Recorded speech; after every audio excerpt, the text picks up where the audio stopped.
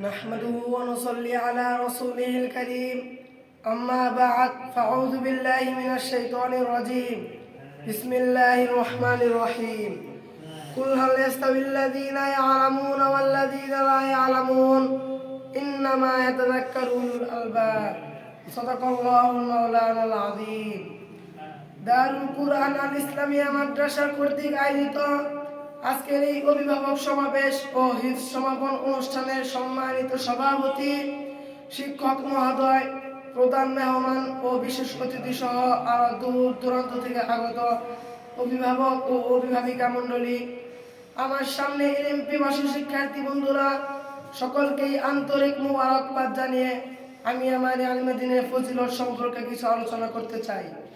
সম্মানিত উপস্থিতি, আলমে দ্বীন এর আবিধানিক অর্থ হলো জ্ঞান, বিজ্ঞান, তথ্য শাস্ত্র ইত্যাদি।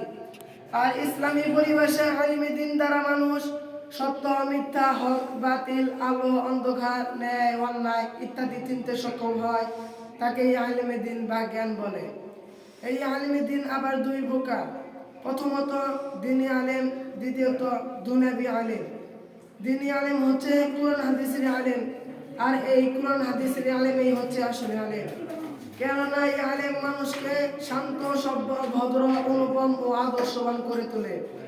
এই আলেম দ্বারাই দুনিয়া ও আখিরাতের যাবতীয় কল্যাণ হাসিল করে অবশেষে জান্নাত পর্যন্ত পৌঁছানো সম্ভব হয়। এজন্যই দ্বীনি আলেম অর্জন করা প্রতিটি মুসলমানের উপর ফরজ। দ্বিতীয়ত দুনিয়াবি আলেম, যেমন সামাজিক বিজ্ঞান, রাষ্ট্রবিজ্ঞান, জীববিজ্ঞান, কৃষি বিজ্ঞান ইত্যাদি। দুনিয়াবি আলেম অর্জন করা না জায়েজ বা হারাম নয়, বরং কেউ যদি ইসলাম ও মানবতার খিদমতের উদ্দেশ্যে এই আলেম অর্জন করে তবে অবশ্যই সওয়াব পাবে। তবে কেউ যদি দুনিয়াবি আলেম শিক্ষার দ্বারা নীতিভ্রষ্ট ও আদর্শচ্যুত হয়ে যায়, তাহলে এই আলেম অর্জন করা সর্বাবস্থায় হারাম হবে। আলমে দ্বীনের গুরুত্ব সম্পর্কে আল্লাহ রাব্বুল আলামিন কোরআনে পাকে বলেন, কুল হাল ইয়াস্তাবিল্লাযীনা ইয়ালামুনা ওয়াল্লাযীনা লা ইয়ালামুন ইন্নামা ইয়াতাযাক্কারু উলুল আলবাব সাদাকাল্লাহু মাওলানাল আযীম।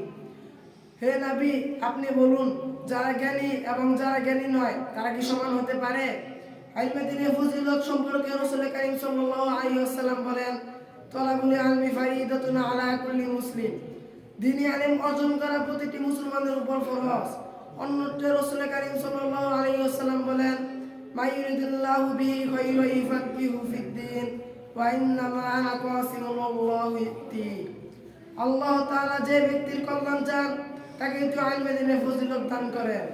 সম্মানিত উপস্থিতি, কুরআন ও হাদিসে আলমে দ্বীনের গুরুত্ব সম্পর্কে অসংখ্য অগণিত আয়াত ও হাদিস রয়েছে। সময় স্বল্পতার কারণে সকলকে ধন্যবাদ জানিয়ে আমি আমার আলোচনা এখানে শেষ করছি। আসসালামু আলাইকুম ওয়া রাহমাতুল্লাহি ওয়া বারাকাতুহু।